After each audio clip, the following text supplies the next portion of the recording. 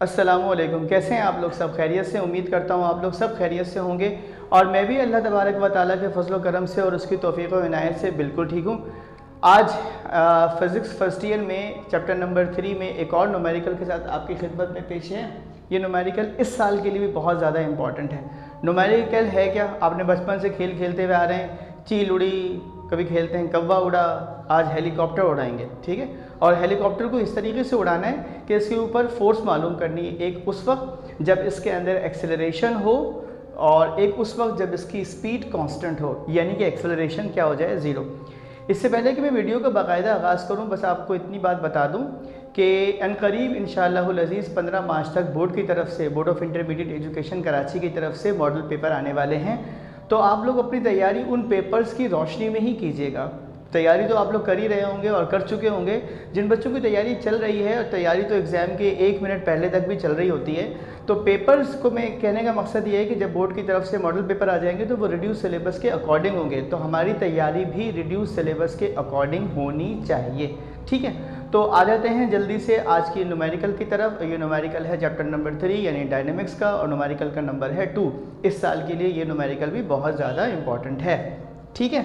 तो आज का न्यूमेरिकल है क्या? कहते हैं first year physics chapter number 3 dynamics, numerical number 2। A helicopter weighs 3920 newton, calculate the force on it if it is ascending at a rate of 2 meter per second square, what will be the force on helicopter if it is moving up with a constant speed?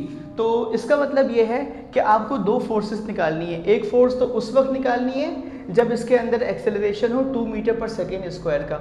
मैंने हमेशा कहा था quantity में अगर आप कभी उलझ जाएं तो यूनिट से अंदाज़ा लगा लें कि प्रॉपर्टी है क्या, फिजिकल क्वांटिटी है क्या।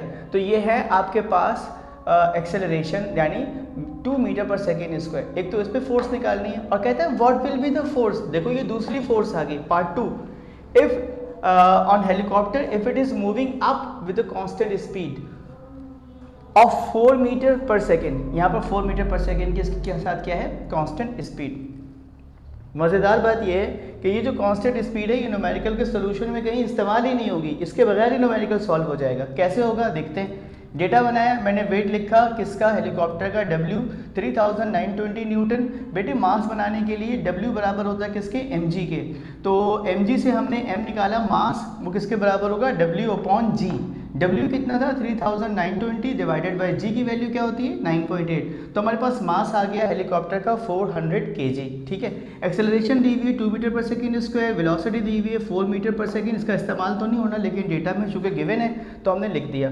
दो फोर्सेस हमने मालूम करनी है, एक तो उस वक्त जब एक्सेलरेशन हो 2 मीटर पर सेकेंड स्क्वायर से, दूसरी फोर्स उस वक्त मालूम करनी है जब कांस्टेंट स्पीड हो। यहाँ ये बात याद रखनी है, जब स्पीड कांस्टेंट होती है तो नो एक्सेलरेशन, एक्सेलरेशन क्या हो जाता है? 0 मीटर पर सेकेंड स्क्वायर। तो दूसरे में आपके पास एक्सेलरेशन 0 हो जाएगा। सोल्यूशन की हेडिंग दी number 1, force acting when acceleration is 2 metre per second square. सही है जी। अब जो फार्मूला इस्तेमाल करना है ना वो बड़े काम का है। वो क्या है? Force minus weight is equals to ma। जाहिर है हेलीकॉप्टर जब उठेगा तो उसको उठने के लिए उतनी फोर्स चाहिए जो उसके वज़न से ज़्यादा हो। अगर वज़न के बराबर भी होगा तो हेलीकॉप्टर उठ नहीं सकता। कोई भी चीज़ उस वक्त उठाई जा सकती है जब आप उसके वेट से ज़्यादा उसके ऊपर फोर्स लगाते हैं। थैंक यू बेटा अब्दुल समद। तो फोर्स ज़्यादा होगी, वेट कम होगा। फिजिक्स का रूल है ग्रेटर माइनस स्मॉलर। फोर्स को माइनस कर लूँगा, में से माइनस कर लूँगा वेट को, is equals to ma। Force मालूम करनी है, W 3920 है, M 400 है, A 2 है, मल्टीप्लाई बाई 2 करूँगा 800 हो जाएगा। इस 3920 को जब उस तरफ ले जाऊँगा तो ये बन जाएगा 800 प्लस 3920 और मेरे पास फोर्स आ जाएगी बेटा 4720 यूनिट, ठीक है। उम्मीद है कि ये आपको अच्छे से समझ में आया होगा। पार्ट 2 की तरफ चलते हैं। Force acting with constant speed when acceleration is 0 metre per second square. Formula वही रहेगा, बस चूंकि यहाँ पे एक्सेलरेशन 0 हो जाएगा तो ये पूरा फैक्टर 0 हो जाएगा, ठीक है।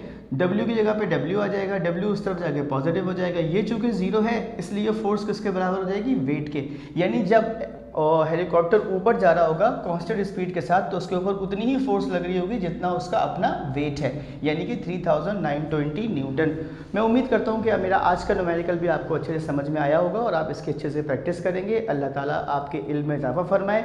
वीडियो पसंद आई हो तो उसको ज़रूर शेयर कीजिएगा। अपना बहुत ख्याल रखिएगा। अल्लाह हाफ़िज़।